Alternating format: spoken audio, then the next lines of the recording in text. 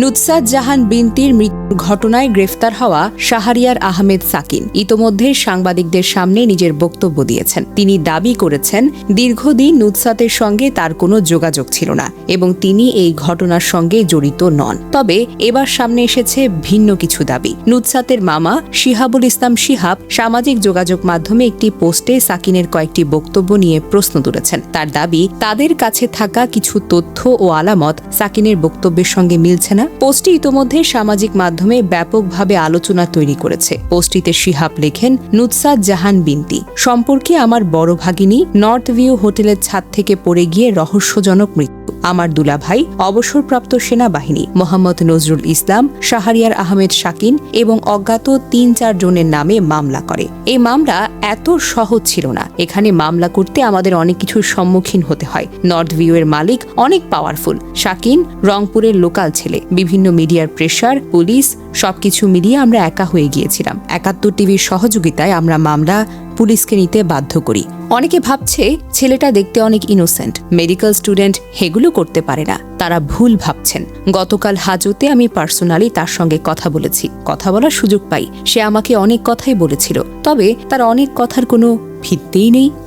সে বলেছিল তার সাথে আমার 3 মাস ধরে কোনো কথাই হয়নি, অথচ এখন তার কল রেকর্ড বের করে ডিবি নিজেই বলেছিল যে তার সাথে প্রায় প্রতিদিনই কথা হয়। 2, সে বলেছিল তাকে 4 থেকে 5 জনের ব্যাচে পড়াতো, কিন্তু সে বেশ কিছুদিন নুসরাতকে বাসায় এসে পার্সোনালি একা পড়ায়। 3, সে সাংবাদিকদের সাক্ষাৎকারে বলেছিল ডিবি অফিসে 12টার সময় যায়, কিন্তু ডিবি তাকে সকাল 7টায় তাদের হেফাজতে নেয়। 4, সে বলেছিল নুসরাত তাকে পছন্দ করত, কিন্তু সে না। কিন্তু আমাদের কাছে এমন কিছু ভিডিও রেকর্ডিং আছে যেখানে মনে হবে না সাকিন তাকে পছন্দ করত না বা এড়িয়ে চলত। 5, সে আমাকে এবং আমার কিছু ভাইকে বলেছিল রংপুর ক্যান্টনমেন্টের মেয়েদের সুইসাইড করা তো একটা ট্রেন্ড। এর আগেও এমন কিছু সুইসাইডের ঘটনা ঘটেছে, এমনকি গত মাসেও এমন একটা ঘটনা হয়েছে, সেটাও একটা স্টুডেন্টই ছিল। সুন্দর চেহারার পেছনে, ইনোসেন্ট লুকের পেছনে যখন সে একজন খারাপ মানুষ থাকতে পারে, বাংলাদেশে এরকম ঘটনা অনেক পাওয়া গেছে। কিন্তু কিছু মানুষ জাজ করে ছেলেটা নির্দোষ।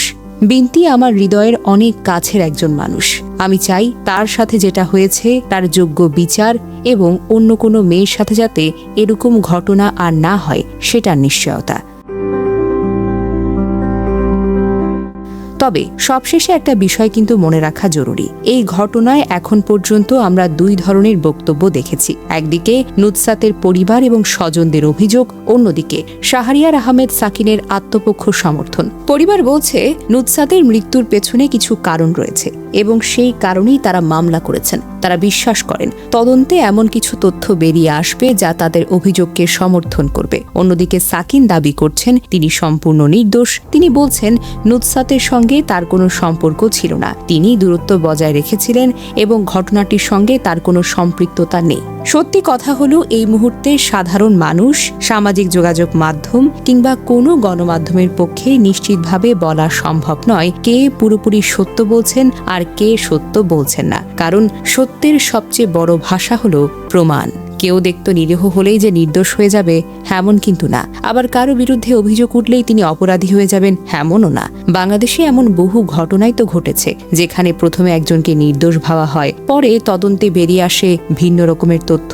আবার এমন ঘটনাও ঘটেছে যেখানে সামাজিক যোগাযোগ মাধ্যমের বিচারে একজনকে অপরাধী বানানো হয়, কিন্তু পরে আদালতে তিনি নির্দোষ হিসেবে প্রমাণিত হন। তাই আবেগ নয়, এখন প্রয়োজন ধৈর্য এবং নিরপেক্ষতা। নুসরাতের কল রেকর্ড, মেসেজ, সামাজিক যোগাযোগ মাধ্যমের কথোপকথন, CCTV footage, digital forensic report এবং সংশ্লিষ্ট ব্যক্তিদের জবানবন্দি সব কিছু বিশ্লেষণ করে প্রকৃত সত্য বের করতে হবে। কারণ এখানে শুধু একটি মামলার প্রশ্ন নয়, এখানে একটি 18 বছরের মেয়ের প্রশ্ন, একটি পরিবারের কান্নার প্রশ্ন, একজন 25 বছরের তরুণের ভবিষ্যতের প্রশ্ন, সবচেয়ে বড় কথা ন্যায় বিচারের প্রশ্ন। আমরা চাই যদি কেউ দোষী হয়ে থাকে তাহলে সে যেন কোনোভাবেই আইনের ফাঁক গলে বেরিয়ে যেতে না পারে। আবার যদি কেউ নির্দোষ হয়ে থাকে তাহলে সে যেন জনতার আদালতের রায়ের আগেই ধ্বংস হয়ে না যায়। নুসরাত তার কোনো দিন আমাদের মাঝে ফিরে আসবে না, কিন্তু তার মৃত্যুর প্রকৃত কারণ, শেষ সময়ের ঘটনাগুলো এবং এই ঘটনার পেছনে সম্পূর্ণ সত্য আমাদের সবার সামনে আসা প্রয়োজন।